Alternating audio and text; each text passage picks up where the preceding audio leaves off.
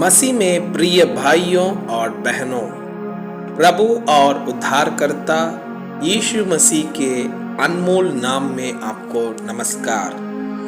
आज का पवित्र बाइबल पाठ कार्यक्रम का उद्देश्य प्रत्येक व्यक्ति के जीवन में नियमित और सुधारात्मक बाइबल पढ़ने की आदत स्थापित करना है। हमारे वीडियो प्रतिदिन प्राप्त करने के लिए कृपया हमारे चैनल को सब्सक्राइब करें और नोटिफिकेशन आइकॉन भी दबाएं।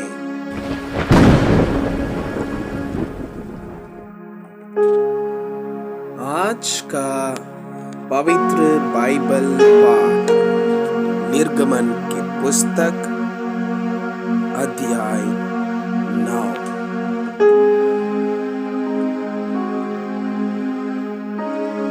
फिर यहोवा ने मूसा से कहा, फिरौन के पास जाकर कह, इब्रियों का परमेश्वर यहोवा तुझसे इस प्रकार कहता है, मेरी प्रजा के लोगों को जाने दे कि मेरी उपासना करें, और यदि तू उन्हें जाने न दे और अब भी पकड़े रहे तो सुन, तेरे जो घोड़े, गधे, ऊंट, गाय, बैल, भेड़ बकरी आदि पशु मैदान में है, उन पर यहोवा का हाथ ऐसा पड़ेगा कि बहुत भारी मरी होगी। परंतु यहोवा इस्राएलियों के पशुओं में और मिस्रियों के पशुओं में ऐसा अंतर करेगा कि जो इस्राएलियों के है उनमें से कोई भी न मरेगा। फिर यहोवा ने यह कहकर एक समय ठहराया, मैं यह काम इस देश में कल करूंगा। दूसरे दिन यहोवा ने ऐसा ही किया और मिस्रियों के तो सब पशु मर गए, परंतु इस्राएलियों का एक भी पशु न मरा। और फिरौन ने लोगों को भेजा, पर इस्राएलियों के पशुओं में से एक भी नहीं मरा था। तो भी फिरौन का मन कठोर हो गया और उसने उन लोगों को जाने न दिया।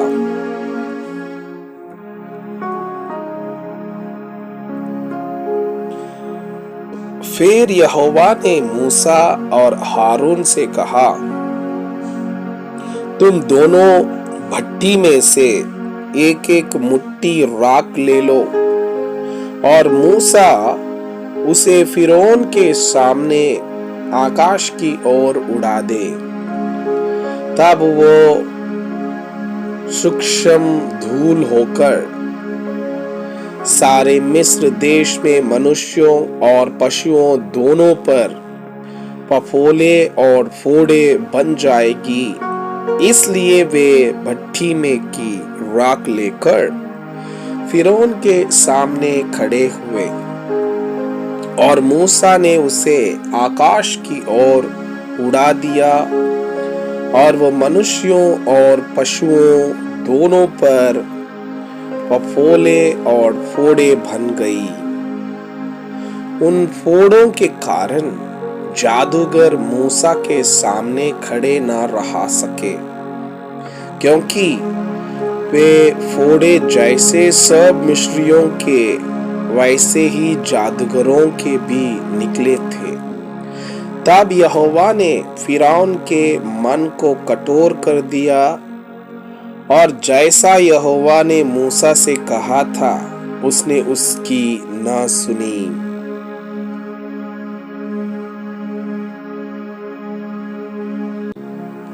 फिर यहोवा ने मूसा से कहा, सवेरे उठकर फिरौन के सामने खड़ा हो और उससे कह, इब्रियों का परमेश्वर यहोवा इस प्रकार कहता है, मेरी प्रजा के लोगों को जाने दे कि वे मेरी उपासना करें, नहीं तो अब की बार मैं तुझ पर और तेरे कर्मचारियों और तेरी प्रजा पर सब प्रकार की विपत्तियां ढालूंगा, जिससे तू जान ले कि सारी पृथ्वी पर मेरे तुल्य कोई दूसरा नहीं है।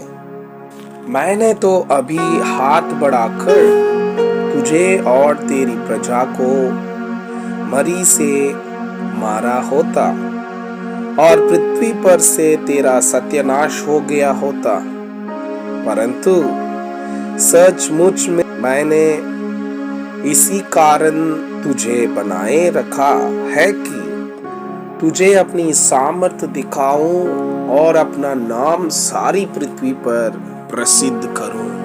क्या तू अब भी मेरी प्रजा के सामने अपने आप को बड़ा समझता है और उन्हें जाने नहीं देता?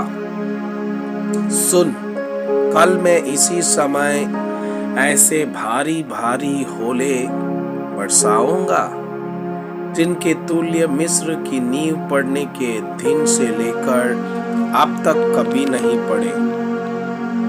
इसलिए आप लोगों को भेजकर अपने पशुओं को और मैदान में जो कुछ तेरा है सबको फुर्ती से आड़ में छिपा ले, नहीं तो जितने मनुष्य या पशु मैदान में रहे और घर में इकट्ठा ना किए जाएं, उन पर होले गिरेंगे और वे मर जाएंगे। इसलिए फिरौन के कर्मचारियों में से जो लोग यहोवा के वचन का भय मानते थे, उन्होंने अपने अपने सेवकों और पशुओं को घर में हाँक दिया, पर जिन्होंने यहोवा के वचन पर मन न लगाया, उन्होंने अपने सेवकों और पशुओं को मैदान में रहने दिया।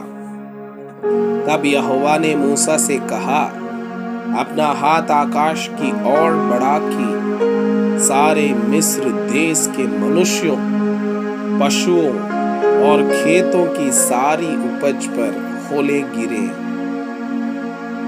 तब मूसा ने अपनी लाठी को आकाश की ओर उठाया और यहोवा की सामर्थ से मेघ गरजने और होले बरसने लगे और आग पृथ्वी तक आती रही। इस प्रकार यहोवा ने मिस्र देश पर होले बरसाए। जो होले गिरते थे उनके साथ आग भी मिली हुई थी, और वे होले इतने भारी थे कि जब से मिस्र देश बसा था तब से मिस्र भर में ऐसे होले कभी न गिरे थे। इसलिए मिस्र भर के खेतों में क्या मनुष्य क्या पशु जितने थे सब होले से मारे गए, और होले से खेत की सारी उपज नष्ट हो गई और मैदान के सब वृक्ष भी टूट गए। केवल गोशेन प्रदेश में जहां इस्राएली बसते थे होले नहीं गिरे। तब फिरौन ने मूसा और हारून को बुलवा भेजा और उनसे कहा, इस बार मैंने पाप किया है। यहोवा धर्मी है और मैं और मेरी प्रजा अधर्मी है। मेदों का गरजना और होलों का बरसना तो बहुत हो गया। अब यहोवा से विनती करो, तब मैं तुम लोगों को जाने दूंगा और तुम न रोके जाओगे। मूसा ने उससे कहा, नगर से निकलते ही मैं यहोवा की ओर हाथ फैलाऊंगा, तब बादल का गरजना बंद हो जाएगा और होले फिर न गिरेंगे। इससे तू जान लेगा कि पृथ्वी यहोवा ही की है।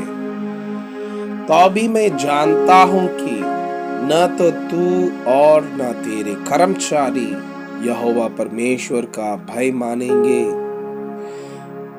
सन और जौ तो होलों से मारे गए, क्योंकि जौ की भालें निकल चुकी थी और सन में फूल लगे हुए थे। पर गेहूं और कठिया गेहूं जो बड़े न थे, इस कारण वे मारे न गए। जब मूसा ने फिरौन के पास से नगर के बाहर निकलकर यहोवा की ओर हाथ फैलाए, तब बादल का गरजना और होलों का बरसना बंद हुआ और फिर बहुत मेघ भूमि पर न पड़ा। परंतु यह देखकर कि मेघ और होलों और बादल का गरजना बंद हो गया, फिरौन ने अपने कर्मचारियों समेत फिर अपने मन को कठोर करके पाप किया। इस प्रकार फिरौन का मन हठीला होता गया और उसने इस्राएलियों को जाने न दिया, जैसा कि यहोवा ने मूसा के द्वारा कहलाया था। मैं आपसे यह अनुरोध करता हूं कि कृपया आज का बाइबल पाठ को अध्ययन करें और जिन वचनों के द्वारा आप प्रभावित हुए उसे अपने कॉपी में लिखें और आज दिन भर इस वचनों को अपने जीवन में अभ्यास करें। परमेश्वर चाहता है कि आप उनके समान सिद्ध और पवित्र बन जाएं। परमेश्वर आपको बहुताई से आशीष करें। आमीन।